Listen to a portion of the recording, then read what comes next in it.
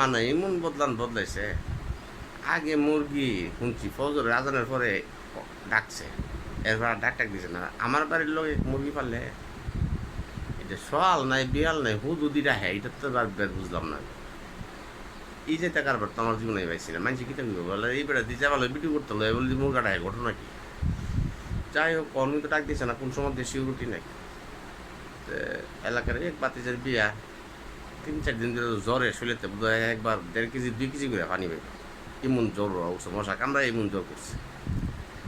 ওরা এই জ্বর মাইসির বুঝলেন যে স্যারা একটু সাইজ চুজ করার লাগে না, স্যার একটু সাইজ চুজ করে আইলাম। আল্লাহ যদি বাসা অনেক গেলে একটু বুঝো, 60 বছর মানুষ বোঝা যাবে। আবার মোদি আইব, মোদি আইলে ফেনার ব্যবসাটার ব্যাপারে আলাপ করতে হবে। ফেনা তো এক রাতে 7 বিয়ান মারে, ফেনা কিন্তু এক রাতে 7 বিয়ান দিতে ব্যবসার লাভটা কই আর হয়েছে, এটা মোদিকে তো বুঝাইতে দিব যে মোদি ফেনা যে বাংলাদেশের সবজি করে আমি কিনুম, এই প্রজেক্টটা যে তোর লোক আলোচনা করবো, লাভটা তো আগে জানতেই হবে।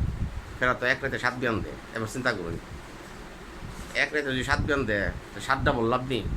এই লাভটা তো বুঝতেছেন। আমার টিয়া তো দেশের ব্যাংক বিদেশের ব্যাংক সব ব্যাংককে বইরেছে গেটে আর জাগালো না। অনেক প্রায় যদি এই সুযোগটা দিয়ে অনেকেই বসে যদি করে দুস আমার এই ব্যবসাটা লাগাস না।